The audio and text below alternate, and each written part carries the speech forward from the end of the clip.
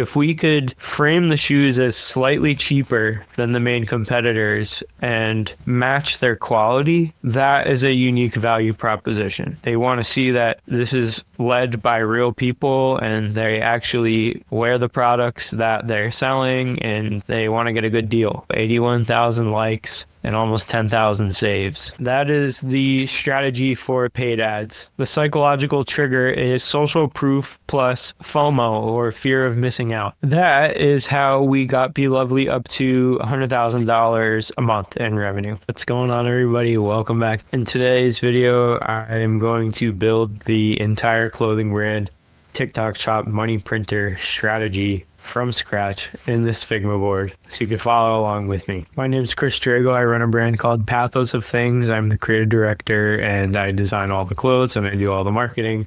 And I share my process in the Fashion Brand Vault, which is a free community that I welcome you to join. And if you want access to my entire fashion brand building and scaling system, be sure to join FBV Pro or Fashion Brand Vault Pro.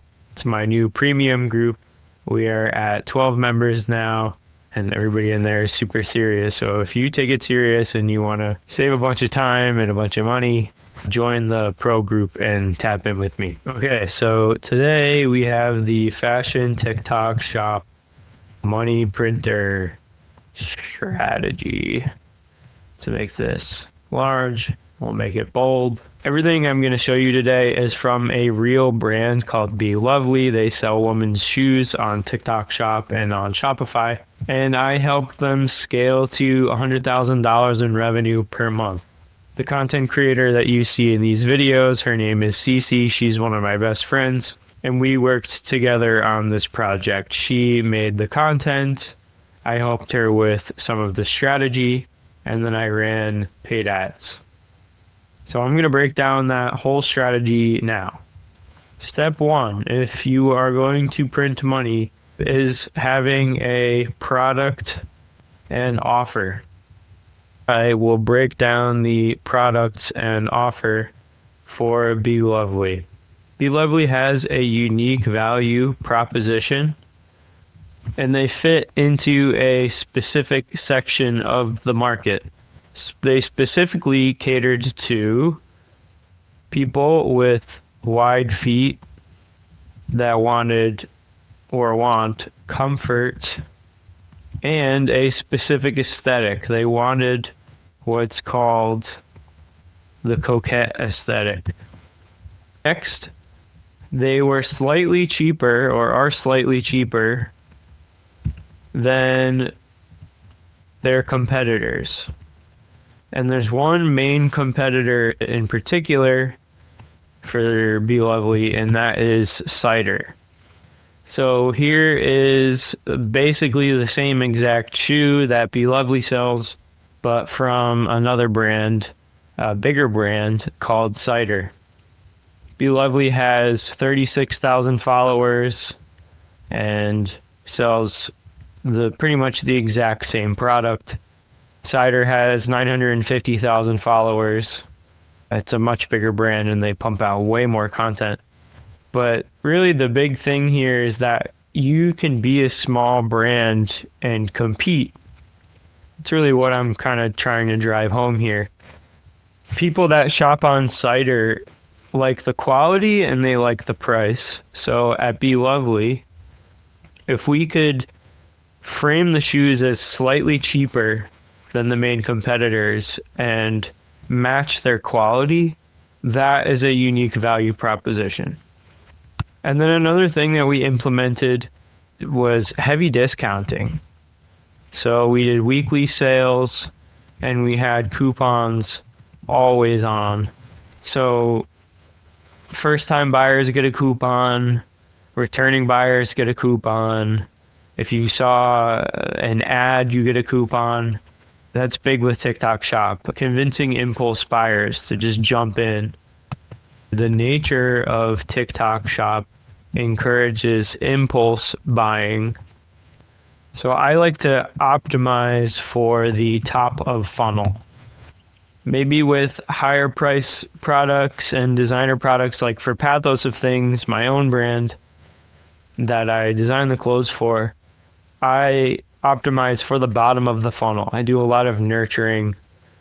A lot of the content that I shoot is like sales style content, but as a voiceover, me talking about my process. So in that regard, I'm optimizing for the bottom of the funnel, right?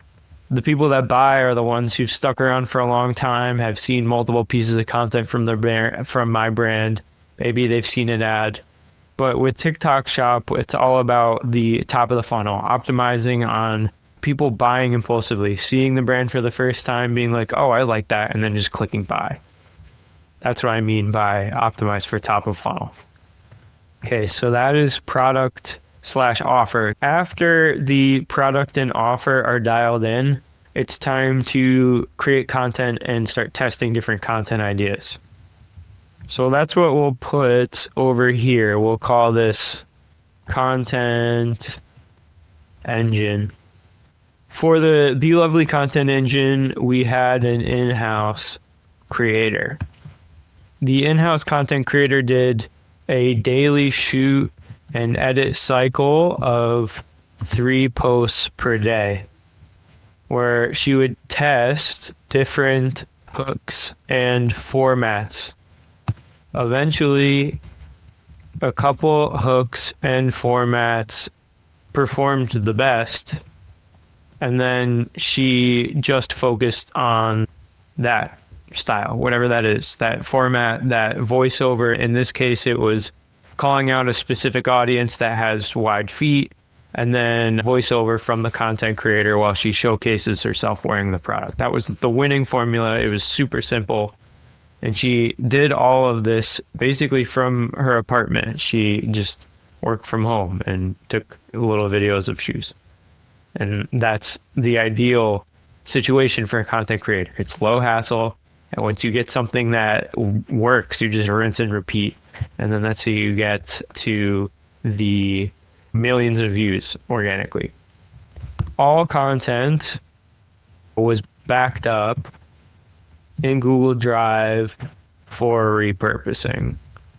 So here's a snapshot of some of the popular videos on the Be Lovely page.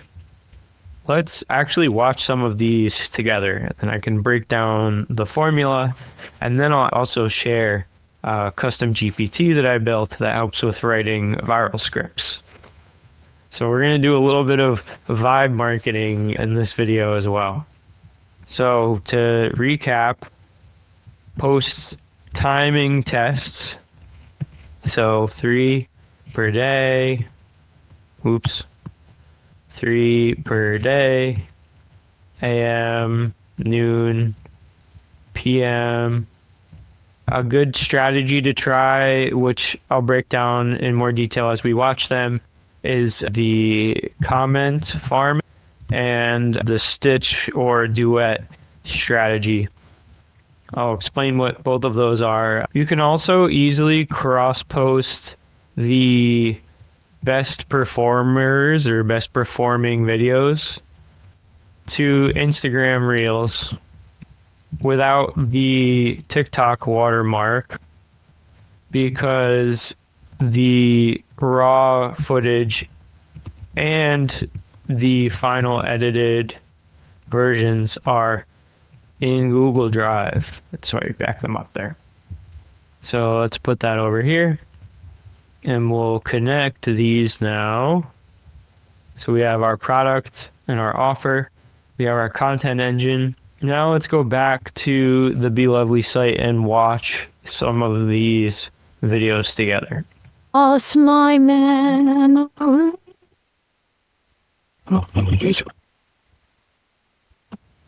So 8 seconds, really simple, nice, decent lighting, right? But nothing fancy.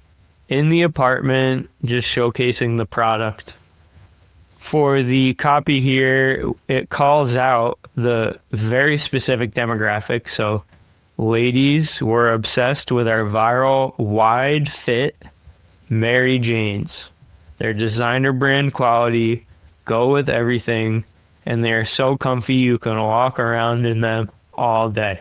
It is the most simple copy ever. But let's break it down again. Ladies, so that's the primary demographic. We got women. We're obsessed, so that expresses that the brand actually believes in the product. Like, we're obsessed, we wear the product. With our wide fit, so that's a benefit and a feature of the shoes. The feature is that they're actually wide fit, but the benefit is that it works for women with wide feet, or really women with feet of any size, because you can tighten it if you have small feet, and then it is wide enough if you have wide feet. Calls out designer brand quality. So on TikTok Shop, people are going to immediately think of bigger brands like Cider, or even bigger brands than that, like true designer brands. Then someone will immediately make that comparison, see here in the video, okay, the quality actually does look pretty good. I mentioned then another benefit, they're super comfortable. And then proof of that benefit, you can walk around in them all day. It's really that simple. It's just very basic sales psychology. There's a ton of comments. There's 300,000 likes on this and 30,000 shares. Let's check out another video. If you love the coquette aesthetic but have wide feet, stop scrolling. If you're like me, you know it's virtually impossible to find comfy shoes for wide feet, let alone ones that fit within the coquette aesthetic. So when these showed up on my For You page, guys, I literally felt like all my dreams had come true. I mean, look at that quality. I literally have designer brand shoes that are not as well made as these right here. And they're currently 20% off until April 5th. Trust me, you guys, you do not want to miss out on this deal. Click the link to get a pair before they sell out. The results are very similar. 93,000 likes, 21,000 saves. I love you. Do they come in black? Yes, size 11, let's go. Oh my God, thank you. Like, as you can see, people dig it. They like it. They think it's worth it, right? There's not a lot of hate going on. If any hate, people are just super into it. TikTok has found the audience, and it gets dialed in once you really figure out the formula, and then it kind of just clicks and the money printer starts, right? If you love the coquette aesthetic, I'm pretty sure the voiceover for this one was written with a custom GPT, which again, I'll show you. So stick around to the end of the video. I'll show you at the end. But now let's go to the comment farming / stitch duet strategy. So this is what I was talking about before when I said comment farming. So someone on the Be Lovely page in another video commented, if these were in red, talking about this pair of shoes, but in a different color. I think it was in pink or white. And someone said, if these were in red, OMFG. So the in-house content creator made a video showcasing the product in red. And boom, well, you know, 81,000 likes and almost 10,000 saves, which is insane on just such a simple. There's no voiceover. This is just over stock music, stock lo-fi music. It goes great with this aesthetic, and replied directly to a comment. And these types of comment reply videos get pushed pretty hard organically in the TikTok algorithm. So it's just a good strategy to do anyway. But we also, I know, ran this as an ad, and this converted very well. Just letting y'all know that prancing around in the viral ballet pumps and pretending I'm the lead of a Miyazaki movie has healed me. 10 seconds long, 71,000 likes, 10,000 saves. That's insane. And then here's a great example of responding to the customers. So we noticed that a lot of these people were saying that they have wide feet. And I don't think anyone expected that to be a thing, but it was a thing. TikTok's algorithm was finding people that really wanted these shoes, but specifically had wide feet, which other competing brands did not accommodate for. Oh, what did the creator do? This is her idea. Great idea from Cece. Shout out Cece. She started making these videos directly calling out people with wide feet, and specifically preppy girls, so girls that are into this aesthetic, this coquette aesthetic, that have wide feet. So I was like, okay, there's an obvious gap in the market. People obviously want this specific thing. Let's cater to that. They had some shoes made that accommodated women with wide feet, and then they started selling like crazy. Once we started adding paid ads to these wide feet videos, that's when the real money printer gets activated. Aesthetic, but you have wide feet, these are for you. If you're like me, you know it's almost impossible to find cute shoes that actually fit people with wide feet, but If you're like me, you know it's almost impossible to find shoes that fit people with wide feet. Banger. 8 seconds in, 7 seconds into this video. There's a bunch of comments saying that their size is not available. So that's also really good market feedback. So even though these are selling really well, that's a good proof of concept that you can expand the line a little bit. Like add a size 12. There are probably 10 comments here, people asking for size 12. Like that's a no-brainer to add a size 12 to the lineup. And that's definitely a better incremental expansion strategy than like adding a new style. Instead of introducing a whole new category of shoe, first try seeing if you can really scale this one product. And if people are asking for something, like a lot of people are asking for something, like adding a size 12, go for it. That's like one of those, it's just like free money, right? You don't have to guess. You don't have to test a bunch of stuff. There are probably 10 sales in this comment section alone for a size 12. And then you just scale that with ads and more content targeting people that are size 12.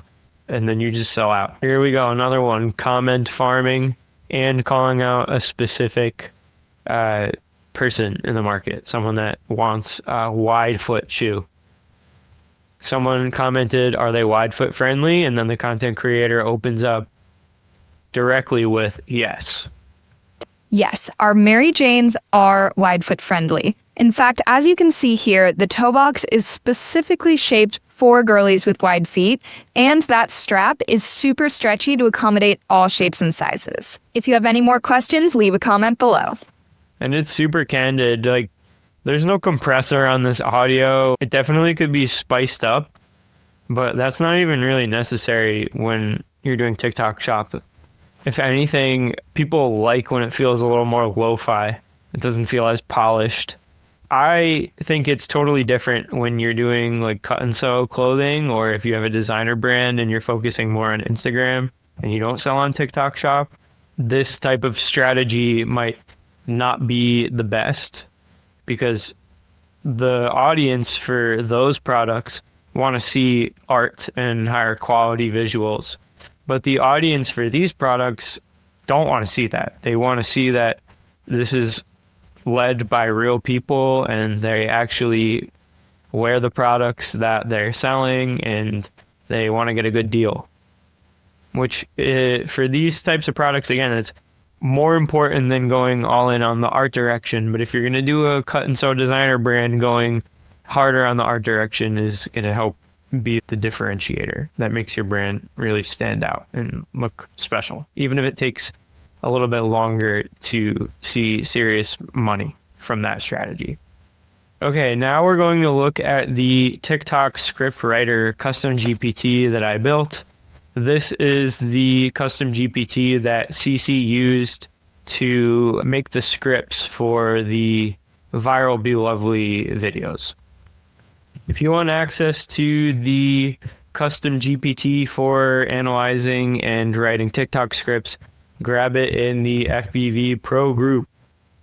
And you'll also get access to this whiteboard and Q&A support. Okay, so now let's actually do some vibe marketing and actually write some TikTok scripts. And I'm going to just do some prompt engineering on the fly, try to stay with me. So I pulled up this custom GPT I'm going to start my idea by saying I'm writing scripts for, I'm going to say TikTok videos. Just going to end that sentence. And then I'm going to say the final goal is to sell as many shoes as possible in my TikTok shop. The TikTok shop sells women's shoes, specifically ballet pumps and coquette aesthetic slides and Mary Janes. And then I will attach some images from Be Lovely, drag that into here. Here are some captions from high converting TikTok videos. Okay, so I wrote those out. Ladies were obsessed with our viral wide feet Mary Janes. They're designer brand quality, go with everything, and they are so comfy you can walk around in them all day. Just letting y'all know that prancing around in the viral ballet pumps and pretending I'm the lead of a Miyazaki movie has healed me. Okay, boom. So those are two really good and proven headlines that we've used for Be Lovely ads. I'm going to say, because now I'm curious, I know these work well, and to a certain extent, I know why, but I'd like to have the AI also break down the psychology of why they work, and then that's a good thing to show you in this video as well. So I'm going to say, analyze the winning headlines and explain to me the psychology of why they work. We'll discuss, and then we'll write some new headlines and scripts to test. And all right, let's start there and then just see what it says. Here we go. Why those captions slap? Yes. Okay. Copy element. Ladies. What it's doing. Calls out the exact tribe in the very first word. Psychological trigger. Selective attention / identity-based cue. People perk up when they hear a label that fits them. Nice. Next copy element. We're obsessed / these went viral. What it's doing is signals that a crowd already loves them, which is awesome. The psychological trigger is social proof plus FOMO, or fear of missing out. If others are raving, I should check it out before I miss out. Next copy element. Wide fit Mary Janes. Solves a specific pain most shoe shoppers know. Cute shoes never fit my feet. So the psychological trigger is problem solution framing, instantly relevant for anyone with that pain. Next copy element, designer brand quality. Saying this positions the product against a high status reference without naming competitors. So that's good. You never want to name specific competitors, especially if they're bigger and more successful than you. It's going to look like you're just punching up. It's going to come off in bad taste, and it's going to hurt your brand authenticity and integrity. People will not trust you as much, and they are less likely to take you seriously. So this is a great way to establish authority bias, which is the psychological trigger here. You are, in a way, borrowing credibility from luxury brands without naming any specific names. Next copy element, the shoes go with everything. They're so comfy you can walk all day. That stacks two concrete benefits, so versatility and comfort. And the psychological trigger is dual benefit anchoring. The offer is hard to object when it solves fashion and comfort. Get the best of both worlds. The first-person casual voice, like the quote, just letting y'all know, or saying prancing around, or using TikTok vernacular like healed me, that reads like a DM from a friend and not an ad, which establishes authenticity for the brand and parasocial bonding between the brand and the customer. People trust peers more than brands. If you've been watching for a while, you've definitely heard me say this. People buy from people. They don't buy from brands necessarily. Me making videos like this is very synergistic for me because I'm building a YouTube channel, I'm building this fashion brand vault business, but also by sharing my process and humanizing my design process, it makes people more likely to actually buy my fashion brand as well. One of the videos referenced a Miyazaki movie. ChatGPT says this conjures a vivid, whimsical mental picture. I think that's a little jargony, but I get what it was saying. Viewers imagine how the shoes feel emotionally, not just how they look. Yeah, that makes sense. And they'll make that emotional connection. Like if they've ever seen a Miyazaki movie like Spirited Away and they love that movie and it then triggers a sense of nostalgia for them and they think the shoes will bring them back to when they were a little kid again. That's really creating an emotional bond and trust. And then one of the videos said that the shoes healed the content creator, which positions the offer as self-care and not just consumerism. It's treating yourself and taking care of yourself, not just buy. And the psychological trigger here is emotional reward framing. Buying equals feeling better. That's that retail therapy. Okay, then it kind of explains the visual cues in the clips that reinforce the copy, but we already kind of went over that when we watched the videos together. So now GPT says, let's riff together. Tell me any differentiators we haven't highlighted yet, price point, limited colors, eco materials, the exact buyer persona you're chasing next. With that, I'll draft a fresh batch of thumb-stopping hooks and 15-second scripts to A/B test. Okay, let's say the price point is slightly lower than the main competitor. There are always deals and promotions running to capitalize on the nature of TikTok shop impulse buying.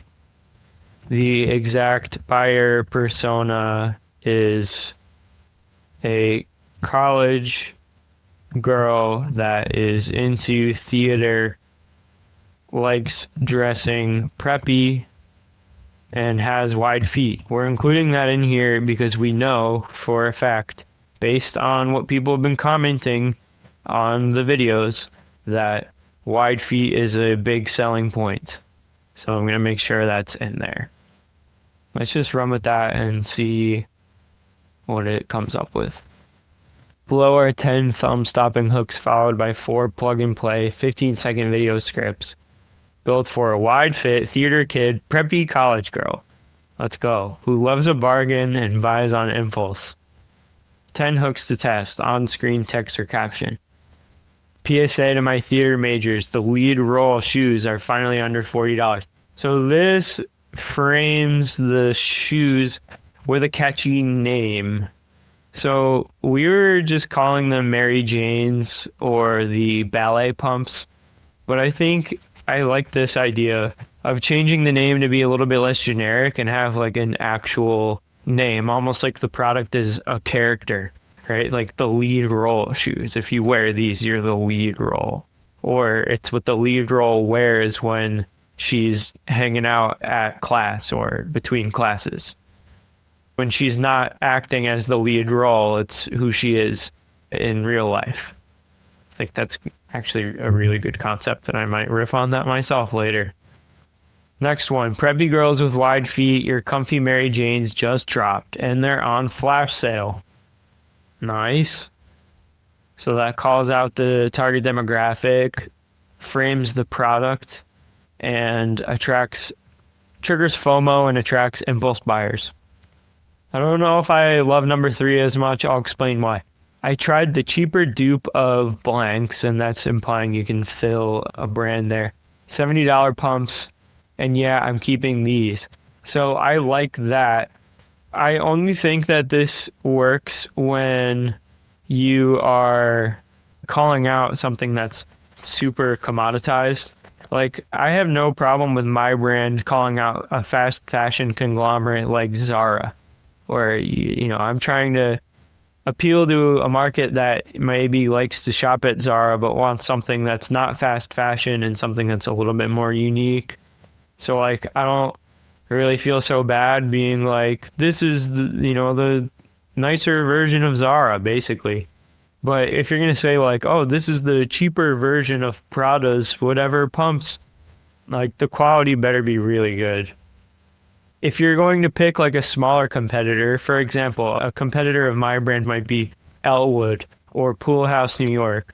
If anything, I want to learn from them. I aspire to be like them. So I'm not going to be like, I tried Elwood and it was ass, so I made my own version. That's super corny.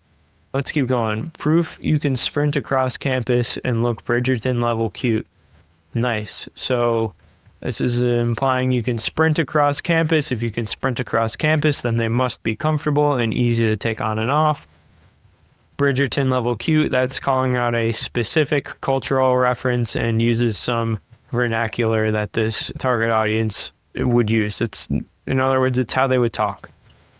Next one, wide feet struggle. Consider it solved for the price of 3 lattes. Love it. Casting call. Who wants Miyazaki main character vibes for 15% off today? Nice. Next one, swipe now, rehearse later. Preppy pumps with the theater kids stamp of approval. Number 8, designer feel, student budget price. My stage crew feet are thriving. 9, why are these the unofficial uniform of campus tour guides? That's oddly specific, but I bet it will work. From dorm room to dress rehearsal in one pair. Today's extra discount linked. That one feels a little bit robotic. I feel like as we got close to the bottom, they became not as strong. Next, we have 4 short form scripts. So format legend, we have the shot, voiceover and text, length, and call to action. Script A, dorm room try on, problem to solution style. Script B, backstage POV, theater immersion. This is if we wanted to go all in on grabbing the theater kid market. Script C, campus outfit of the day, speed run. Script D, comment reply duet, otherwise known as the comment farming that I explained earlier. And then we have some tips for testing. So before we go into the tips for testing, let's look at these scripts. So for the dorm room try on, there are 6 shots in the shot list. Very simple, phone POV, shot of the box or packaging, close-up unboxing, flexing the cushioned insole, showing that the insole is squishy. Shot 4, mirror fit check. Shot 5, quick cut of walking across the quad, jump spin. All right, it's a little corny, but yeah. End frame, tap shop button. Great. Script B, backstage POV. You can pause and read. And script C, you can pause and read as well. And then script D, I'll read through this one. So the comment reply duet, you just pick any comment. If people are commenting, asking questions about the product on TikTok, just pick any of the comments. Like do they come in burgundy? This person specifically said, do they come in red, right? So just pick a comment and then make a reply with a video. Here's some more shot lists. So on grass, twirl to show the heel, split screen shows price comparison graphic. That's a nice one. And then end with the call to action. Link in bio, today's discount auto applies. Tips for testing. We have hook style, call to action wording, deal urgency, and the background audio. So we can test and swap out different versions of all of these. We could change the hook that we test, which is probably going to have the highest impact on engagement and how well the short form videos do. The hook is the most important aspect. If you can't get someone to watch past the first 3 seconds, you can't get someone to buy anything. There are lots of different call to action variations that you can try as well, like tap to shop, link in bio, and you name it. You can even have ChatGPT come up with lots of different call to action options. That's something we can do here as well. So let's just make some hooks and then we can make some CTAs. And then we should be good on content and we can start talking about ads. I'm going to say, great. Create 5 high quality hooks that I can test today for new TikTok videos. Okay, boom. There are 5 hooks to iterate on, copy and paste, do whatever you want with them. And then let's say we'll wrap up this little vibe marketing session and say create 5 high quality CTAs that I can test for the end of the videos. And then boom, there we have it. 5 swipe me now CTAs for your end frame. Curtains rising, tap the box emoji, shop before tonight's 15% off deal, exit stage left, and so on. So feel free to pause and read. And again, if you want access to this TikTok scriptwriter custom GPT with a custom system prompt, grab it in the Skool group. All right, so that's the content engine. We just spent quite a bit of time on that. Now let's talk about affiliates. So we'll call this affiliate seeding, and we'll make it yellow. Affiliate seeding is when you identify micro creators, micro influencers, whatever you want to call it, that are already posting hashtags relevant to your brand. So we can say ballet core, we can say coquette aesthetic, or just coquette, that works. Then you create a script for cold outreach through the DMs. And you can make that script with, or have ChatGPT help you, or write yourself, whatever, it doesn't really matter. But you essentially want to send the same outreach message every time. So just to save yourself time and energy. Then once you're talking with the affiliate, you send them free product. In this case, it's a pair of shoes. Plus, they get 10 to 20% of the revenue share via the TikTok affiliate portal. So if you're like, whoa, wait a second, scripts, cold outreach, send a free product, like all of this is available in the TikTok affiliate portal. So if you have a TikTok shop, you have access to the affiliate portal. Here are some images of affiliates that Be Lovely worked with. So as you can see, they're all different types of people, and they just film in their car or in their apartment, just giving a little review of the product. These don't go super viral, right? But they don't have to. This one has almost 500 likes. That's good enough. Like when you're doing this at scale and you're giving out free products and you're getting reviews, like you're just trying to get the snowball moving, right? You're just trying to build that snowball over time. But then also what you do, which makes this really powerful and ties into the next section, is you track the performance with unique Spark codes. And then you can use those codes for ads. So if a TikTok affiliate starts to make sales organically, you can use the code for that video, it's called a Spark code, to run traffic ads to that video, which the creator loves because it grows their page. And if you make sales from their content, they get a commission. And then it also works for the brands. The brands love it because affiliate videos like these with ads tend to convert higher than just the regular brand content that the brand makes. That's another big reason why the in-house content creator for Be Lovely makes content that feels kind of candid and lo-fi, like what these affiliates make, because that's the nature of TikTok and TikTok Shop. Those types of candid, more lo-fi videos sell the products more. I added some more examples of good affiliate videos to this document. So if you grab the document, you'll see them there. And last but not least in this overview is paid ads. And we're going to make this green. I'm going to make this really, really simple. Okay, you run Spark ads from the top organic videos on the brand page and spark ads from affiliate posts. So you run ads to the top performing organic content on the page, and you run ads to the top performing affiliate videos. You do that by getting a Spark code from them. And again, all of this can be managed in the TikTok affiliate portal, which you have access to if you open a TikTok shop.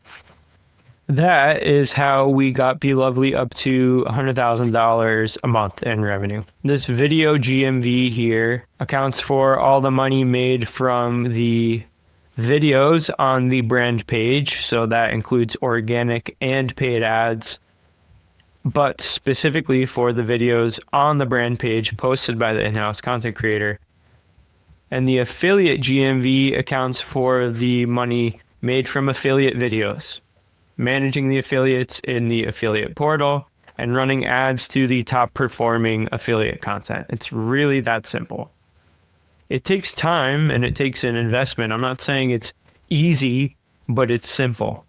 Here are some of the results from those ads. As you can see, for a while, we were sitting at an 8x ROAS with 3 different campaigns, scaling up from small budgets like $10 a day.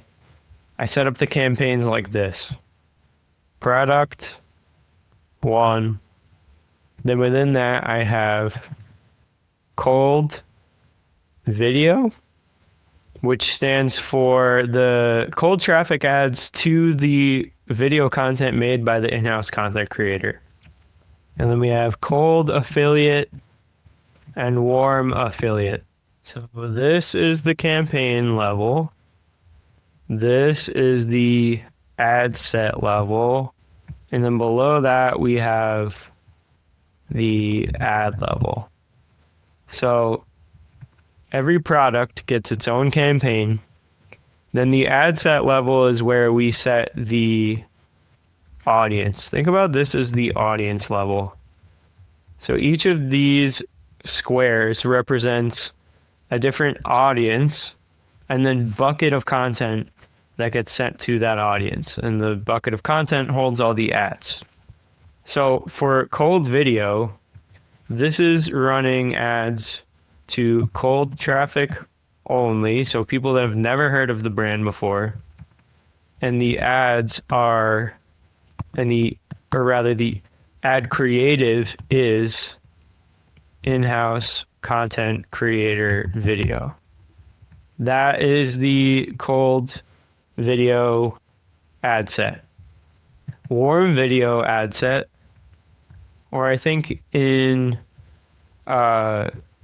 TikTok, this might be called ad group. I think they use different vernacular. I think Meta is maybe ad set and TikTok is ad group. Anyway, for the warm video ad group, this is going to be warm traffic only. And ad creative is also the in-house content creator video content, but it's the best performing in-house content creator video. So whatever videos are doing really well here and are doing really well organically, those get put into the warm video audience. Okay, then for the cold affiliate audience, it's cold traffic only, but the difference is that the ad creative is affiliate video only. So no ads here are going to be from the in-house content creator. This is only for content managed in the affiliate portal. When you get a Spark code and then you run traffic to the affiliates page and the affiliates video. And then the same thing for warm affiliate as warm video. It's going to be warm traffic only. And the ad creative is the best performing affiliate content. So whatever affiliate videos are starting to make sales or are getting a lot of engagement, throw those in the warm affiliate audience and just run ads to those here. You can also run ads to the best performers in the cold affiliate, but really what I'm trying to say is you don't want to be testing ad creative in the warm affiliate or warm video audience. Just put your best performing content there. And that's really it. You then can just copy this entire strategy to additional products. So then we can go like products 2, make this a different color. Now I'm realizing we can actually change this. So instead of calling this prospecting, let's just call this like collection launch. And then it's linked up to all the products in the launch. So if we were doing a 3 product drop, it would look more like this. And then we'll call this collection launch. And we'll make it red. And that is the strategy for paid ads.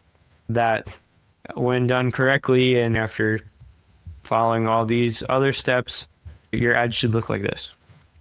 So that was a long overview of the TikTok Shop money printer. I'm just going to connect these to make this look a little bit more aesthetic. If you want this document and if you want that custom GPT that I demoed in this video, be sure to join the Fashion Brand Vault Pro. It looks like this. We're at 12 members now. I'm running a free trial for the first 20 members. So there's 8 slots left to get that free trial. 7 days. You don't have to pay anything. You don't get charged on day 1. There's really not much to lose, only to gain. If you found this helpful at all, also be sure to like and subscribe, hit the bell notification so you are always notified when I have new videos coming out. Today is Thursday, July 10th. Tomorrow, Friday, July 11th, I'm going to be doing my first live stream on YouTube where I break down Q&A for some members in the pro group. So if you want your specific questions answered, I'm going to be doing these Q&A live streams every week. So hop into the pro group, sign up, get your free trial, ask a question, consume some of the content, and I look forward to seeing you in the next video.